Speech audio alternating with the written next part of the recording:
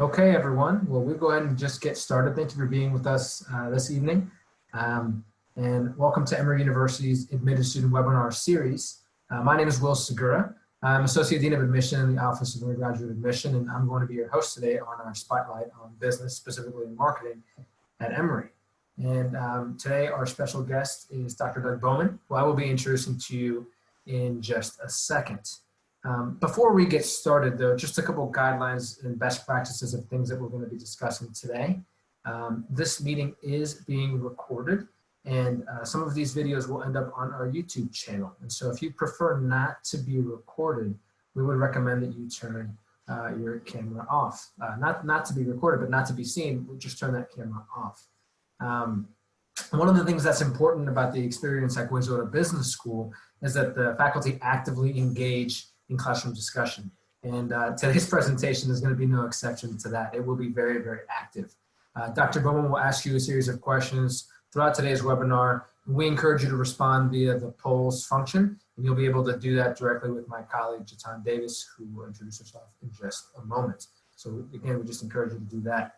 Of course, where would we be if we did not congratulate you first? And so we want to start with a quick congratulations on behalf of the Office of Undergraduate Admission on being admitted to the class of 2024. Let's just tell you why we're so excited, and I really want to just take a moment to brag about how incredible you all are. There was over 28,000 applications to Emory this year. The median high school GPA was 3.93 out of a 4.0. Just let that settle for a second. That's amazing. The median SAT was a 1,500. There's 49 states represented in our incoming freshman class. And this question won't be in the poll, but I'll let you guess which one it is that's not represented, so we can talk about that. There's over 110 countries in our admitted freshman class coming in. We're super excited about that. And 46% of these students speak another language outside of English. That's amazing. And so we all just want to take a moment to acknowledge how incredible you are, and we really do look forward to seeing you in August on campus.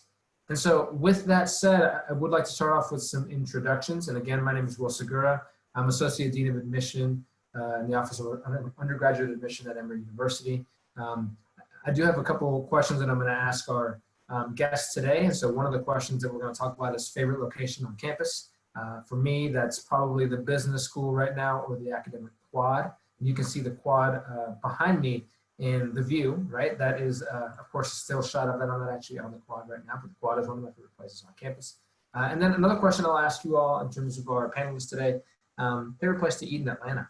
And I am a big fan of barbecue. And there's a place called Fox Brothers that I absolutely love. And so look that up if you're ever in Atlanta, because we want to make sure, and hopefully you will be in Atlanta in the fall. But barbecue, Fox Brothers barbecue is definitely my favorite place. So next, I'd love to have my colleague, Jatan Davis, introduce herself. She'll be overseeing our logistics for today. So I'll pass this over to Jatan. Hi, everybody. Thanks for the introduction, Will. Can you hear me all right? I want to make sure. All right, you can hear me. Again, as Will said, my name is Jatan Davis. I'm an Associate Dean of Admission and on the Atlanta campus as well.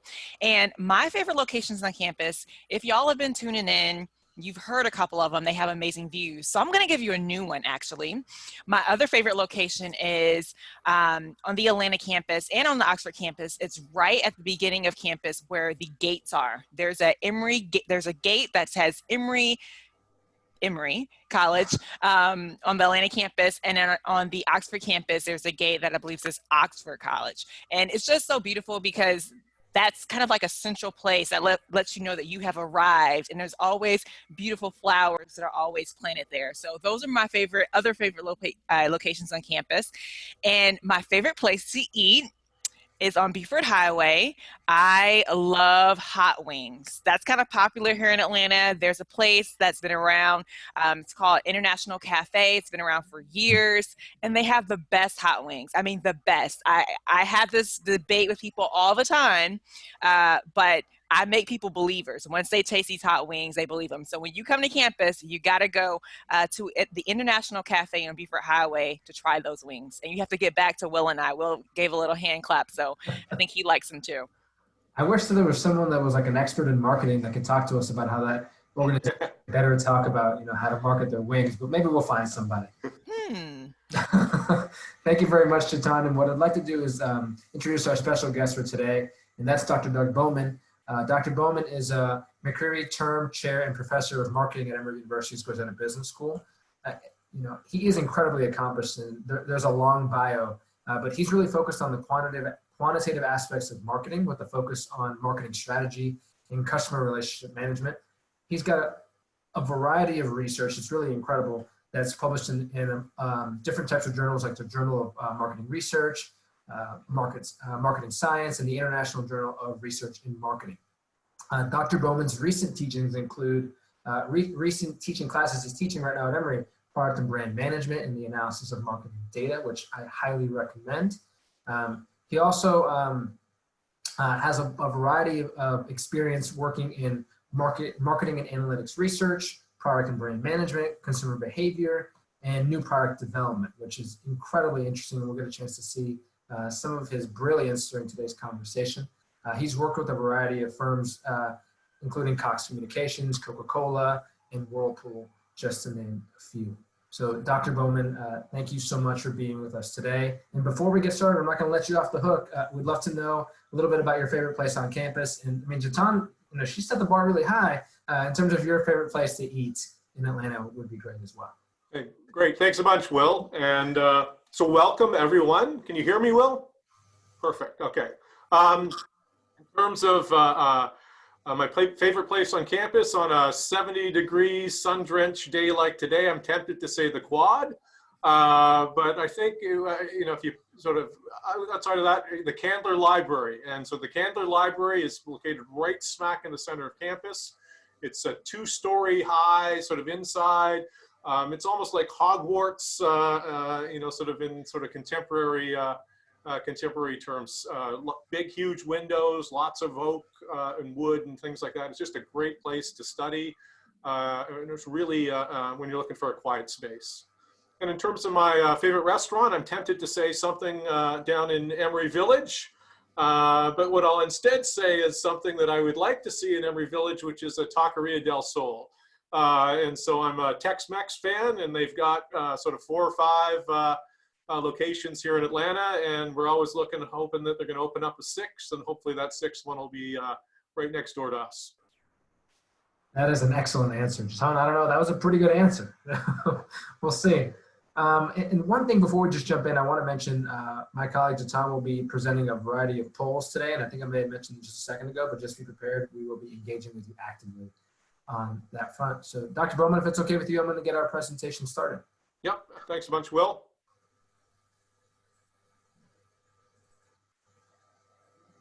And can you see the?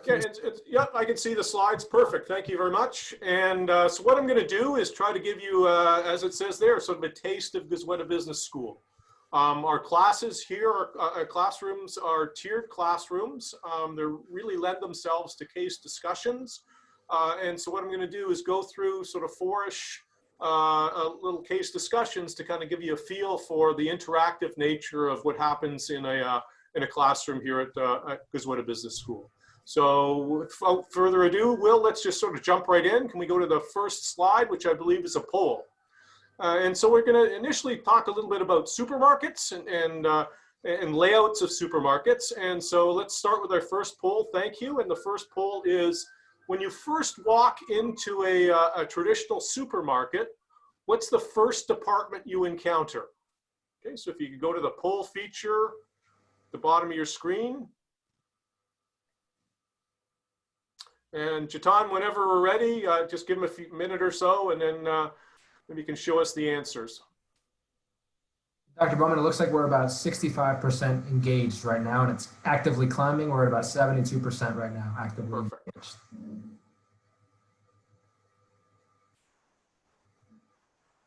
Well, when was the last time you were shopping in a supermarket?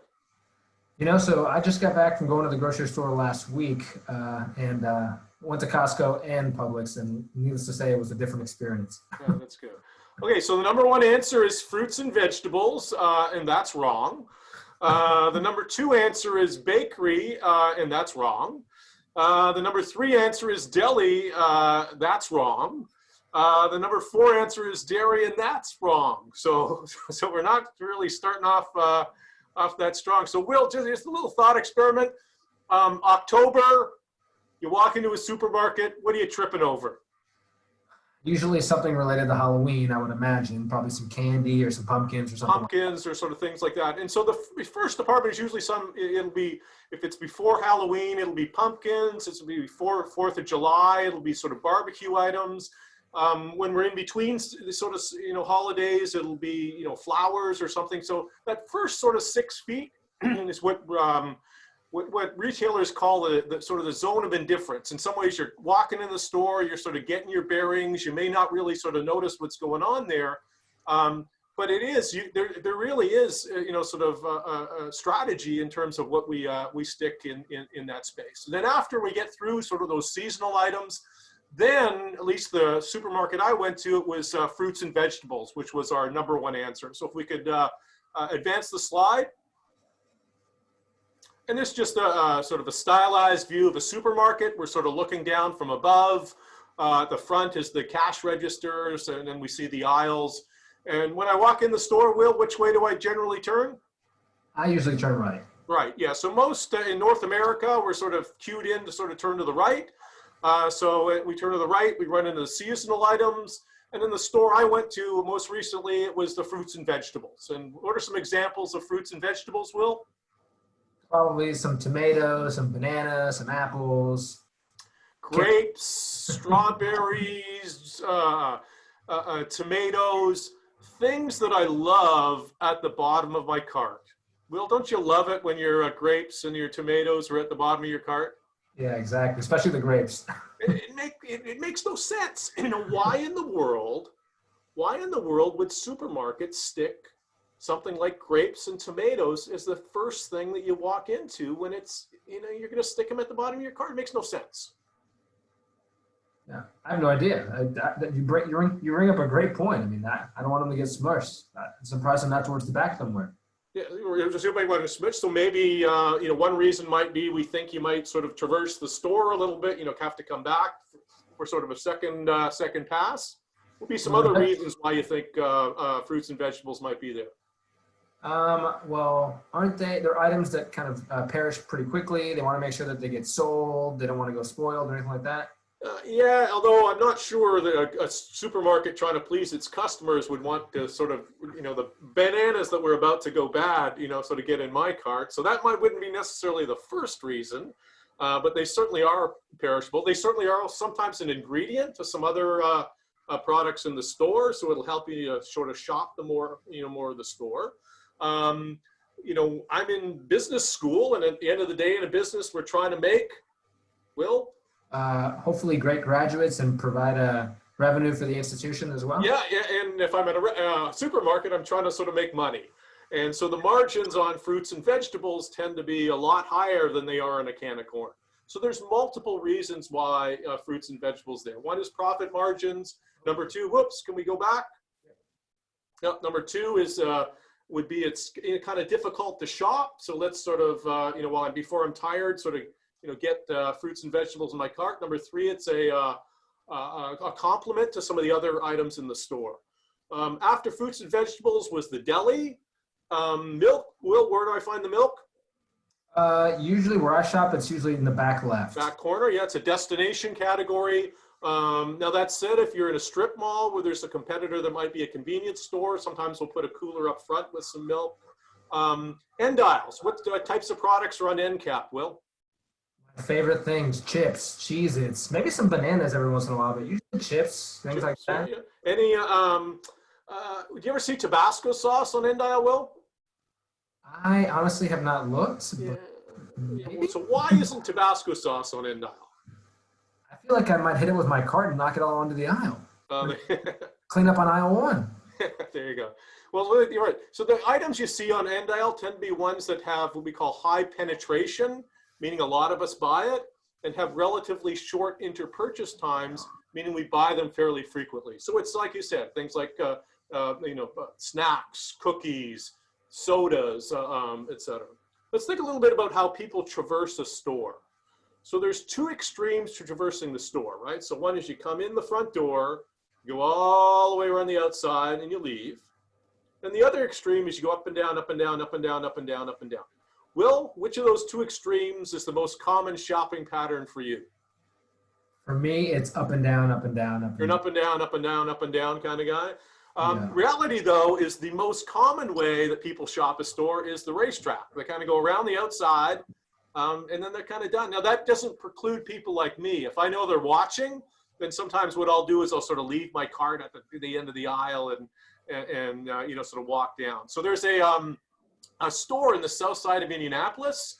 All the shopping carts have these little sensors on them. There's little detectors in the ceiling so they can figure out how I'm traversing a store. And so we want people to sort of traverse more of their more of the store. So what are some things that supermarkets do or could do to get you to shop more of their store? Well, what do you think? I'd imagine they provide nice little discounts, coupons. Yep. So we're reward folks. So those little shelf toppers, you know, et cetera, you know, you see in the middle of aisles or try to get you down into the center of the aisle. Other ways to get you in the center aisle, you know, things that you bought in fruits and vegetables, right? You want to complement, so maybe you have to go down in the center of the aisle. Some stores are looking so it's not so daunting. Maybe we'll make the aisles a little bit wider. Maybe we'll put an escape route, so we'll have a middle aisle that sort of cuts through the center of the store. And so we're always looking for ways to try to sort of reward you or make it easier for you to shop more of a supermarket. What we tend not to do, though, is we wouldn't sort of block off the aisles and kind of make you sort of force your way through. IKEA can get away with that in places like that because that's more of a destination. You're really willing to sort of go there and spend a lot of time. Traditional supermarkets have a really sort of difficult time kind of doing that. All right, as we sort of think or continue talking about supermarkets, let's do some supermarket trivia. So we go to the next slide, get ourselves ready. All right, so start the supermarket trivia. Next slide, please. All right, so in a typical supermarket, you know, they'll obviously stocked with items. But if I look in the warehouses of Unilever and Procter & Gamble and Coca-Cola, et cetera, there's well over 1 million items that could potentially be in any one supermarket. Of those 1 million plus items, let's ask ourselves, how many are in a typical supermarket? So we've got a little poll here now. So we've got 1, 2, 3, 4, 5 choices. So if you could go down to the bottom, the polling feature, how many unique items are in a typical supermarket? So by unique items, that's basically a unique sort of product code for sort of something like Crest toothpaste. You know, there might be, you know, 15 or, you know, so by the time I have different sizes and different flavors and things like that. So whenever you're ready, Jatan, to give us the responses. Doug, this isn't going to impact their admission to Emory, is it? Well, their first task when they sort of go as a student there. So the number one answer is, oh my gosh, we're sort of evenly split. Number one answer is 20,000. That would be a really small supermarket. A typical supermarket has 40,000 unique items. So if we could advance the slide, Will, and see the answer, 40,000 unique items, which brings us to our next question, which of those 40,000 unique items, how many does a typical household buy at least once per year? How many does a typical household buy at least once per year? It needs to be a number less than 40,000, obviously.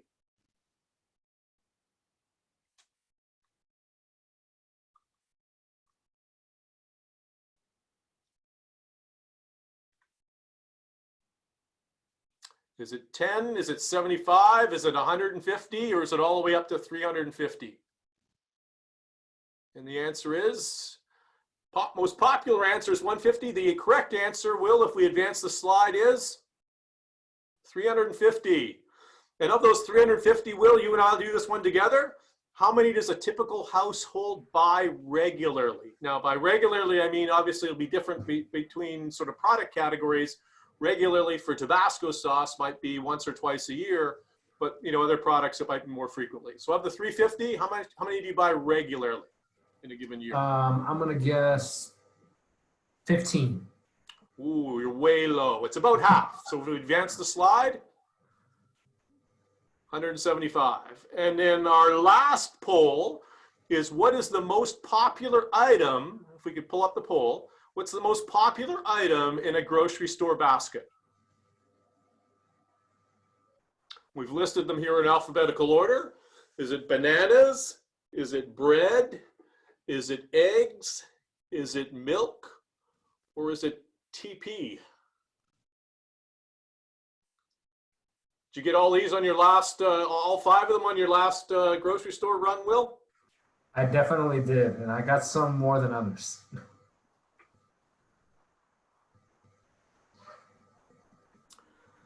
And the number 1 answer is bread and milk are tied. What do you think, Will? What's your answer? In my house, it would be milk. I have a 2-year-old, so definitely milk. Yeah, there you go. So milk is the number 1 answer, but a close second is, take a guess, Will. It's not bread.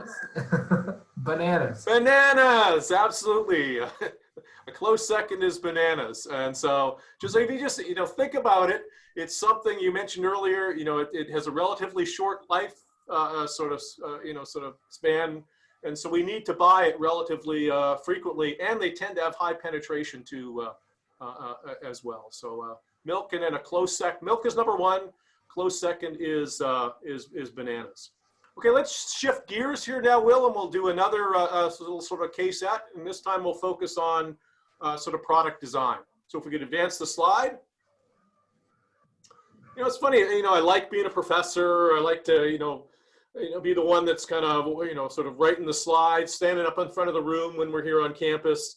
But I've often thought, if I wasn't doing this job, my wife and I'll talk, what would we do? And, that changes from year to year or whatever. And sort of the current thought would be a restaurant. It would be a restaurant for a special occasion. It would be, maybe an Emory student at graduation, the family's in town, or an Emory student, has his or her eye on a potential significant other in class, that they'd like to take that person out to. And so, Will, when you restaurant for a special occasion, if you had to think of sort of 5 or 6 sort of attributes that you would think is important, what would be your list? Give us your list.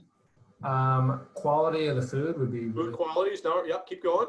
Location would be important. Yep, absolutely, location, yep. Ambiance. Ambiance, yep. And probably price. Price, yep. Anything else? Ambiance, price, quality, location. The cuisine type. Cuisine, food type, yep, absolutely. I know maybe, recommendations, sort of things like that. And it's funny, Yes. We've thought about it a little bit. I sort of know the food type. I know the price point. I know the location. It's hopefully going to have good service, all those sorts of things. But there's really 2 things that I'm not sure about. And so we can go to the next slide.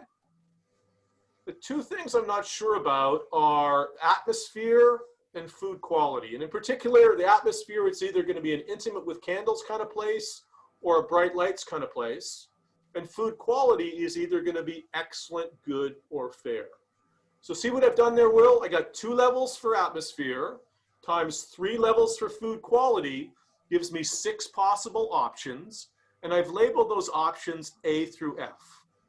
So Will, restaurant for a special occasion, you have 6 possible options. I've labeled them A through F. Where are you going? I'd probably go with food quality first. And so if I'm understanding this correctly, perhaps the answer is A. So Will, you're going to go A as your first choice. Okay, Right. So I've got your first choice. You know what, Will?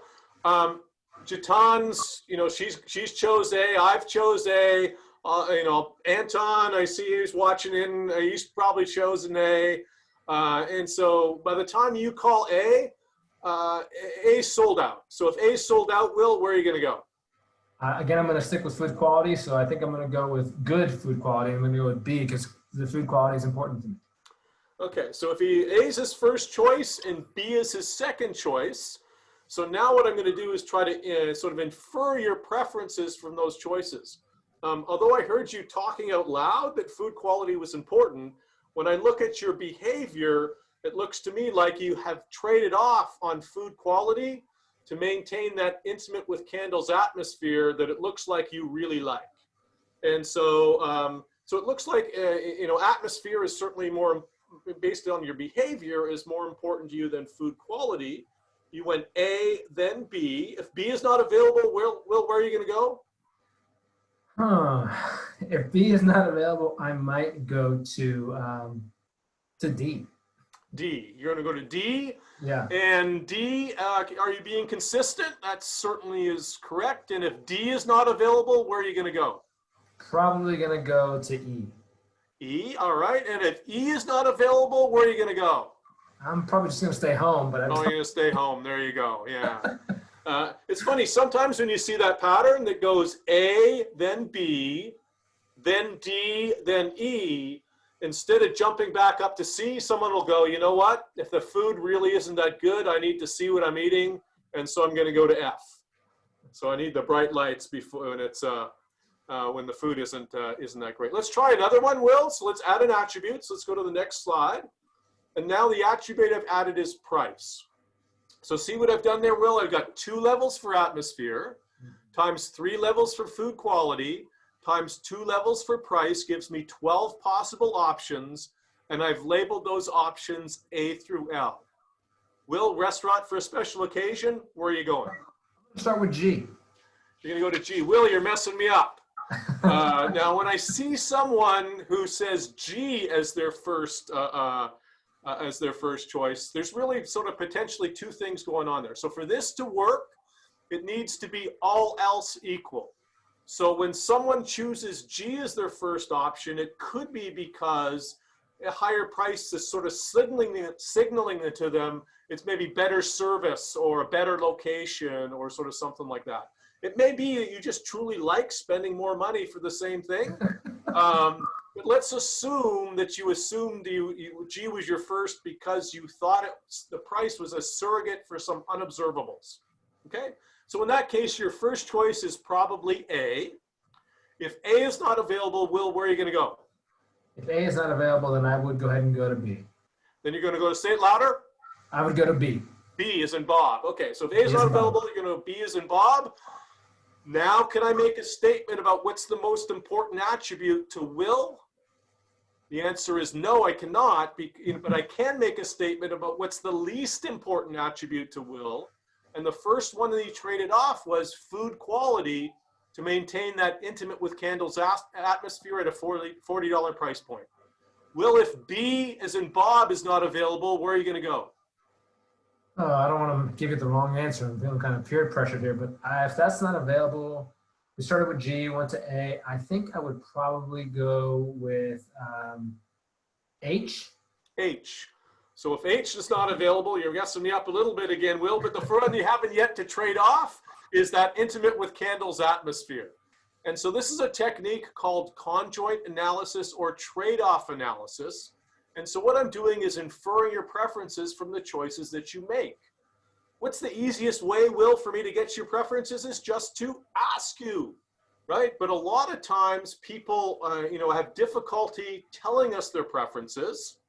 They'll always say, I want everything and I want to pay almost nothing. And that really isn't sort of feasible. Or sometimes they're not honest with us when we ask them. And so this is a technique to try to understand preferences inferentially. And so let's go to the next slide. And so here's some other examples. So an example 1 is Courtyard by Marriott Hotel. Will, have you ever stayed at a Courtyard by Marriott? I absolutely have. Yeah, so their slogan is designed by business travelers for business travelers. In the hotel business, you really can't sort of just build something and see if it'll come. You got to get it right the first time. And so what they did was get a bunch of business travelers in a room making choices of hypothetical hotels. And they realized things like people will pay an extra $5 a night for the Marriott name. They didn't want to spend an extra $40 a night for a big marble lobby. A lot of their innovations have been competed away, but they were the first to recognize the importance of the iron and ironing board in the room, the extra long tub, 2 sinks in the bathroom, sort of things like that. So that's an example of a situation where people want to tell us their preferences. They have a hard time articulating them, and an easier task is just to have people make some choices. Another example is when people aren't honest with us. So for example, here's, my wife and I, a couple of times in our life, we've had to buy real estate, the family home. The problem is, how does that process work? You find a realtor, you tell the realtor your preferences, and then the realtor shows you homes that kind of match those preferences. But if you aren't honest with the realtor, they can't show you homes that work for you. And so in my case, for example, we have 3 boys. So something that's really important to me is a flat driveway. We can play basketball, road hockey, sort of things like that. But if I rejected a home because the driveway wasn't flat, my wife would kill me, right? So I'll go out, Sharon, did you see the mold in the bathroom? She goes, what mold? I'll say, well, you can't buy the house. There was mold in the bathroom. And same with her. Right now, both her parents are alive, but she's always looking at that second bedroom way too closely, which makes me think she's going to spring moving mom in on us at some time in the future. And so there's a realtor in Southern California. And what you do is you walk in, you sit in front of a computer terminal, and they say, would you mind just asking or answering a few questions? And they start showing you homes, pairs of homes. Which do you like, A or B, J or K, L or M? And so what they're doing is a conjoint analysis, but collecting the data in a pairwise fashion. And then once you're done, someone comes in, grab a cup of coffee, and when you're grabbing a cup of coffee, the computer's chugging away, calculating your preferences, and then goes in the database of homes and tries to find homes that match your preferences. And they have a nice sort of quasi-experiment because they have some agents that use the system. And here I can't remember the exact number, but it might be they take sort of 3 or 4 showings before they get an offer. And some agents that don't use the system and they take, say, 7 or 8 showings before they get the offer. Another product is that's sort of lurking behind. It's not exactly a conjoint, but is Pandora. Pandora is trying to make recommendations for you about what music to suggest.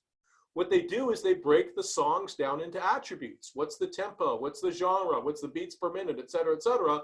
Sees what you're listening to right now, and then uses that to infer your preferences for various attributes of music.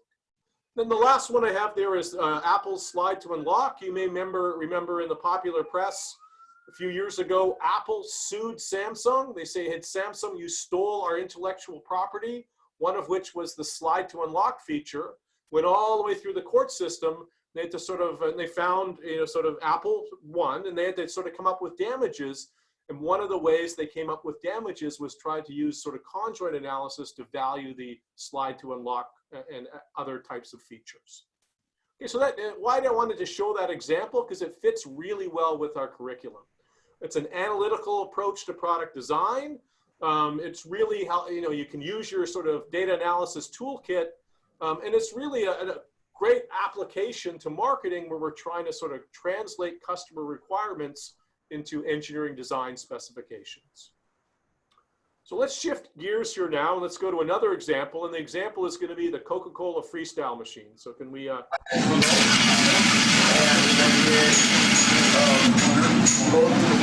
this is Coca-Cola's new Coca-Cola Freestyle Dispenser.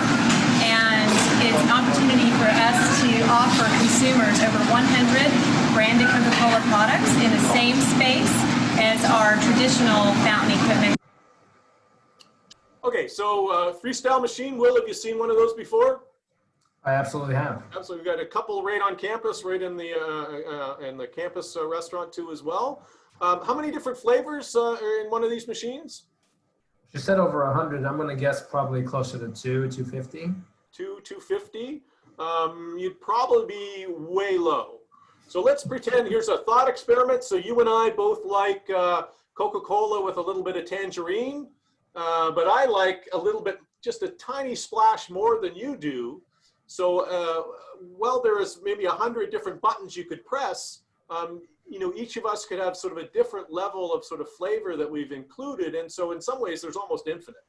And one of the interesting things Coke has come up with recently is there's an app that saves your flavor preferences. So when you go back, and it'll have remember the exact amount of sort of tangerine or whatever that you chose to include. Now, sometimes 7 too many choices can be a bit of a burden for consumers. There's a famous example with bookstores selling cookbooks. One store historically had, well over 100, say, Italian cookbooks. They needed a test store when they went down to 8 or 10 sort of cookbooks. They actually sold more Italian cookbooks in the store with 10 than they did in the store with 8. That because in some ways that's a Costco model. You mentioned shopping at Costco earlier. What they do is just have 1 or 2 offerings in each category.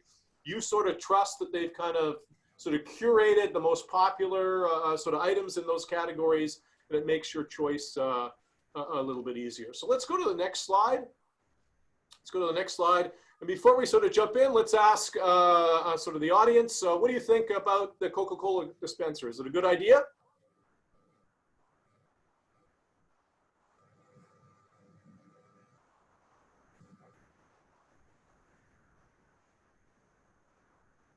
They seem to really like this question, Doug.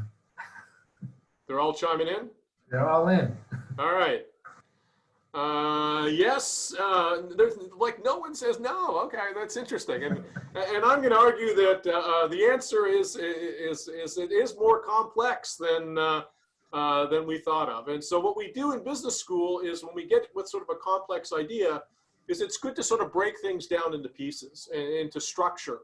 And so one approach would be to think about the various stakeholders that could potentially come to play in here. So we talked a little bit about customers. Let's think about Coca-Cola. From the perspective of Coca-Cola, why would Coca-Cola introduce the Freestyle dispenser? And so let's go to our poll. And so we've got, there we go. We got 1, 2, 3, 4 options. Option number 1 is to build the Coca-Cola brand. Option number 2 is market research. Option number 3 is to showcase their products. And option number 4 is to increase switching costs.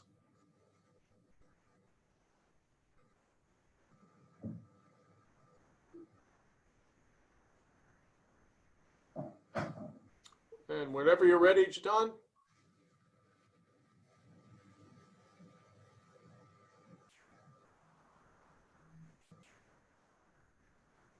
Hey, there we go. So the answer is they're all correct. And let's sort of think about why they're all correct. So building the Coca-Cola brand. So if you think about the idea of sort of innovation, it's not really Apple innovation, but if in this product category, a dispenser like this is really innovative. And if you think about Coca-Cola, they've been around for years. Your parents and grandparents have been drinking it, and they're looking for ways to, in some ways, reinvigorate sort of the brand with this idea that they can be sort of out there in front and innovative, not just on sort of the beverages themselves, but now in this case, in other ways, the dispenser. So absolutely building the Coca-Cola brand is correct. Number 2 is market research. Absolutely correct too as well. And so if you think about shelf space in a store, there's only so many room for sort of products on a store. And Coca-Cola is trying to figure out what's the next product that I introduce and put on a shelf. And so the nice thing about the Freestyle machine is it gives us market research that can inform product innovations in the bottle can side. So absolutely correct there as well. Number 3, showcase their products. Absolutely correct as well. You know, most folks didn't realize when you say Coca-Cola, they think of, you know, sort of cola, heavy, syrupy, carbonated beverages, but they have a lot of non-carb products. And this is an opportunity for Coca-Cola to showcase their entire product portfolio in one location. And the last one, only 3% of us sort of suggested switching costs, but that's also a reason. And so if you think about how the PepsiCo salesperson is going into restaurants saying, hey, you know, I know you're pouring Coca-Cola today, why don't we switch you over and pour Pepsi starting tomorrow? In the traditional dispensers, that switch is relatively easy to make. If a restaurant has adopted the Freestyle machine, it becomes much more difficult. So in your economics classes, you'll often talk about the importance of switching costs to customers. We could close the poll and stay on this slide. What are some other things I think about from collaborators like restaurants themselves? Restaurants are trying to look for a way to become the restaurant of choice. And so to the extent that this is a unique sort of products or service offering, potentially that could help people sort of choose their restaurant. Now, it would need to be in all the restaurants if they want to sort of mention it in their advertising. So someone like Zaxby's that has it in all of their restaurants can use that in their advertising. someone like McDonald's that only has it in sporadic restaurants, obviously cannot. The other thing you have to think about is sort of throughput. And so compare McDonald's to, say, in the Southeast here, a popular restaurant is Chick-fil-A. A typical McDonald's sells about sort of $1.5 million, 1.7 million in sales in a given year. A typical Chick-fil-A sells over $3 million in sales in a typical year. And so a typical Chick-fil-A, the throughput there makes it difficult for them to install a machine like this. And then customers, we already talked about providing me more sort of options. If you have kids, Will, you mentioned, great activity for a Friday night if you're looking for a little bit of entertainment, when you're out and about. Okay, so let's go to the next one. We'll do one more little case set, and then we'll sort of wrap it up.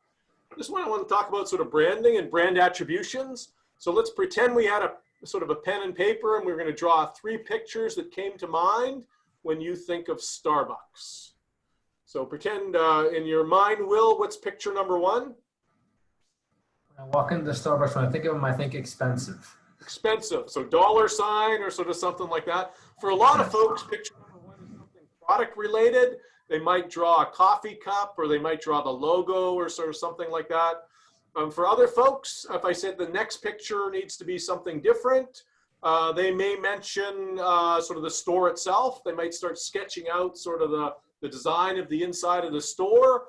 And then if I said the third picture needed to be even different again, a lot of times people will draw maybe something about their customer service, maybe writing the name on the cup, or when I think there used to be an individual in a Starbucks here in Emory Village that had sort of a bunch of earrings, and so I draw this guy with sort of 10 earrings or something, because he was offering great service in our local Starbucks. And so let's go to the next slide. When you think about sort of the pillars of the brand, and they're trying to drive this customer experience, there's really 3 pillars that correspond to those 3 pictures. One is sort of a product pillar. Number 2 is the store environment, and number 3 is their service philosophy. So let's talk a little about each of those. The product, it's a blended product, so they need to have sourced from multiple places. It's fair trade. They're concerned about the quality of the product, logistics. Lots of resources kind of go into making sure that it's the right product, and a product that they can sort of command a premium price. Well, let's you and I sort of talk about the store environment a little bit. Describe the store environment to me. Describe the inside of the store. I feel like it's dimly lit, but there's windows, and it smells like coffee beans. And yeah, absolutely. It's not McDonald's bright, but it's bright enough that you can get work done. The facade is windows, so you can see out into the neighborhood. The neighborhood can see into you. Obviously, the smells, other things. Obviously, there's Wi-Fi. What about the sounds, Will? What are some sounds you hear in the store? I mean, I'm not going to try. Okay, just for fun. Yeah, there you go. Absolutely. So we got the center of the store is sort of the barista, and sort of the foam. We got the cups clanging. The music playing. All sort of things to kind of give you a feel for something you couldn't really do at home. When we think about the layout of the store, Will, there's 3 zones, right? There's the center of the store where there's the barista. There's the comfy couch area, and then there's the little work area where there's sort of these small tables, big enough to put a laptop on, but small enough that it forces you and I to sort of be close to sort of gauge colors, right? Colors are carefully chosen. Browns for the bean, green for the earth, blue for the water, red for the fire to brew the coffee. And so all the sights, sounds, layout, it's all sort of carefully selected because it's part of that customer experience. And then that third pillar, sort of service philosophy, right? If you think about it, the employees themselves, when I go up and I know something, they're in some ways trained to ask me a question that I can't answer yes or no. Because the idea is part of the experience is really this banter or this dialogue with a customer. And so the employees are hired based on hard skills, meaning can you make coffee, answer questions about coffee, etc. And then soft skills, meaning can you engage me in sort of meaningful meaningful conversations. Let's go to the next slide. We think about sort of the historic sort of customer, skews a bit female, white collar, you know, educated. You know, what's her life like? Will, what do you think her life like is like? I'm guessing that she's very busy. She's oh my gosh, is she busy? She's hectic busy, right? She's you know, she's managing work friends and high school friends and neighborhood friends. If she's got kids, she's obviously, you know, sort of managing them. If she's like my wife, she, you know, she's always telling school districts how to manage sort of kids in school and stuff like that. You know, so she's hectic busy. And how does she sort of deal with that sort of busy lifestyle, Will? I would imagine going to get a quick coffee and relax. She needs her escapism, right? So, you know, her Haagen-Dazs time, right? Or me time. And that's where sort of Starbucks comes in. And so if we go to the next slide, when you have a really tight linkage like Starbucks has between the value proposition of the brand and the needs of the target customer, it leads to a lot of good things. It leads to a lot of good behaviors. Where do you meet her? I meet her at my Starbucks. And she doesn't say, you know, let's go for a coffee. She says, let's go for a Starbucks. So it leads to these great brand perceptions. And so if we go to this, the next slide, we'll sort of wrap things up. We think about sort of brands and branding. There's often three important questions. Question number one is, what are you selling? Question number two is, what are you really selling? And question number three, what are you really, really selling? And so let's do that together, Will. The answer to question number one is? They're selling coffee. Something product related, absolutely. The answer to question number two is? An experience? Yeah, so the whole coffee house experience. And if you talk to Starbucks, what they want the answer to question number three to be is they want to be the third place in your life. You have work or school, you have home, and then you have Starbucks. Let's go to the next slide. We'll get a couple of wrap-up slides, and then we'll be done. So what I was trying to do here was to give you a feel for what it's like to be in a classroom at Goizueta Business School. And there's four types of pedagogies that we do. One is sort of lecture discussions. And you'll find that a little bit more in say, the introductory accounting class, where I need to make sure that you know how to read a financial statement. A lot of the classroom time is spent on case studies, and that's what we were just doing here. You'll have maybe some background reading to do, and it's really a chance for us together to solve a real business problem using our time together in the classroom. The third one, some of our classes have simulations, and so that really is useful when I'm trying to teach you sort of dynamics, how sort of competitors react over time, or how consumers or customers' preferences evolve over time. Then we have a small number of electives that are sort of experiential learning or project-based courses. And so, for example, we have one in the finance area where the students make recommendations about how to allocate a portion of the Emory endowment. We have one in the marketing area where it's joint with Coca-Cola, where Coca-Cola will find one of their clients, might be a restaurant, might be a cruise line, and the students make recommendations to sort of help that Coca-Cola customer improve their business processes. And then finally, the last slide. Sometimes people ask me about sort of business as a way to more generally, and I like to think about business as applied social science. Much like engineering is applied physical science, so engineering is applied chemistry, applied physics, applied geology.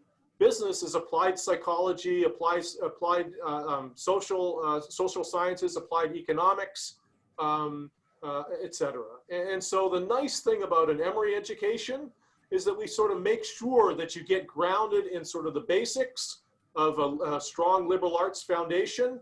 And then when you get to the business school, we can really start at a much higher level than we could otherwise. Much like a good engineering school, make sure that you're really grounded in sort of physics and geology and chemistry, etc., before you start doing the applications. We do the same sort of way or thinking here at Emory University.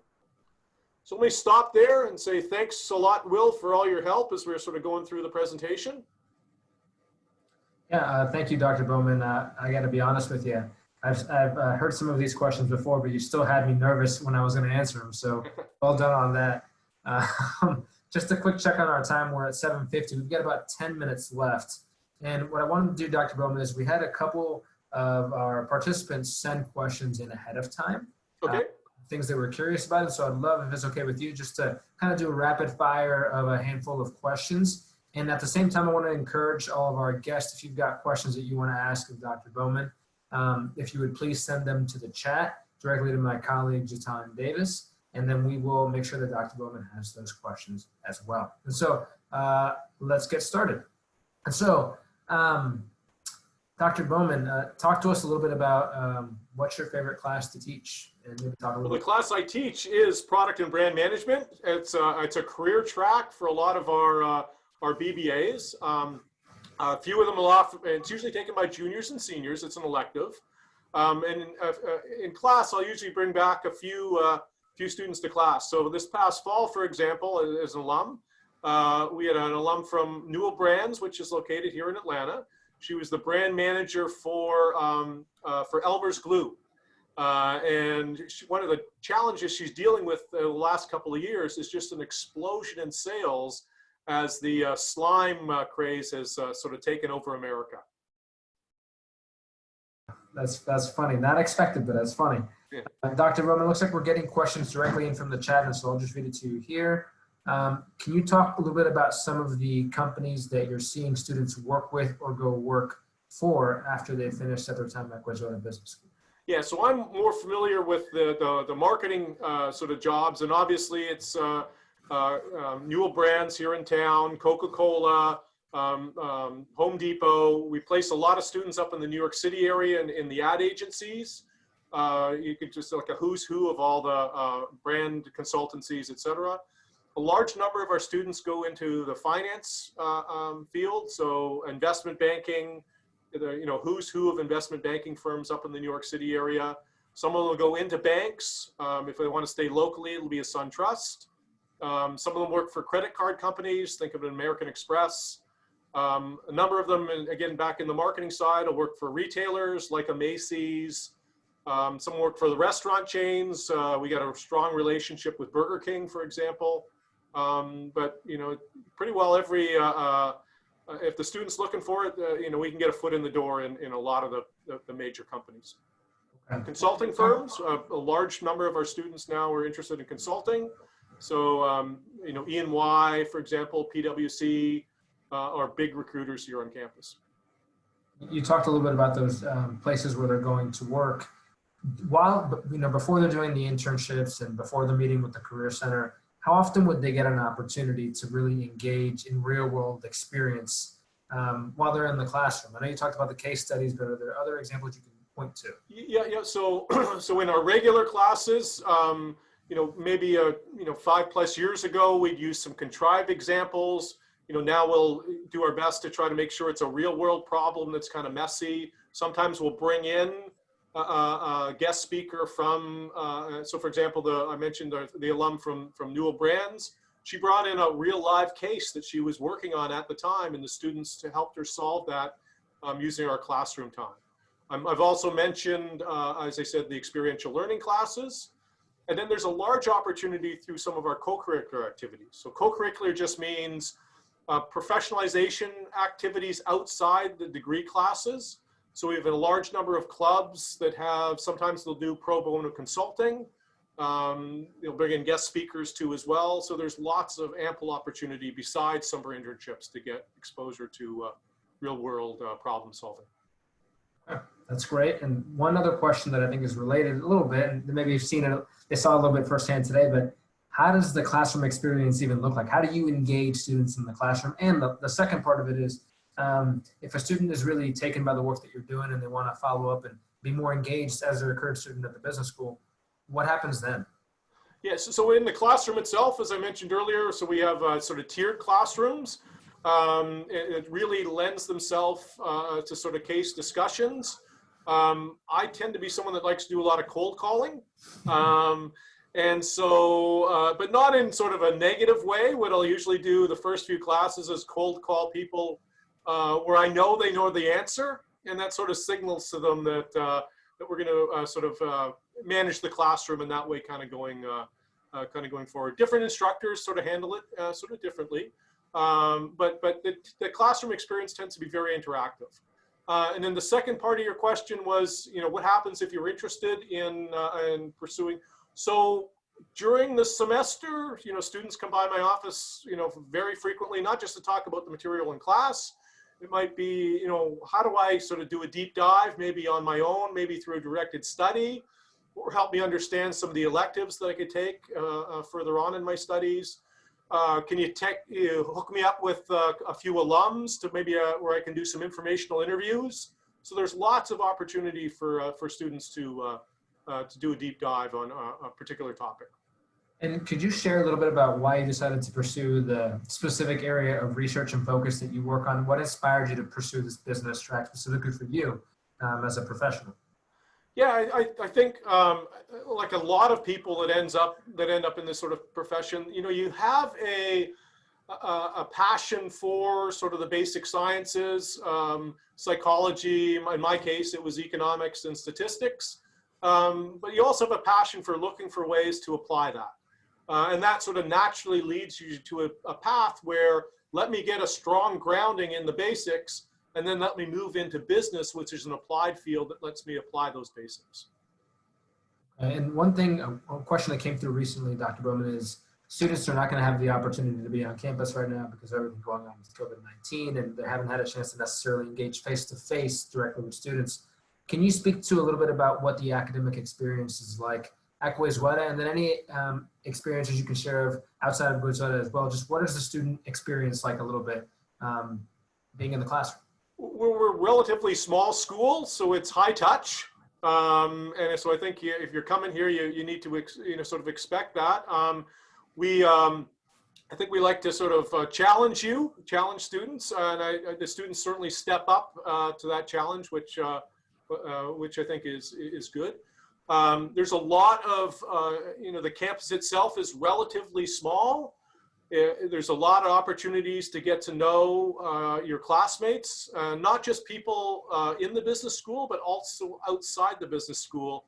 And that sort of bodes, or not even in your major, but also outside your major. And that bodes well for your future career. So if you think about it, you graduate, you're going to be in finance. That first job, the network of other folks in finance is really, really important. But when you're looking for that fifth promotion, and you sort of came up the pipeline in finance, and you want to sort of understand a little bit about marketing or human resources or that, to have that broad network that you can rely on is really important. And one more question, Dr. Bowman, and then we will let you get to the rest of your evening.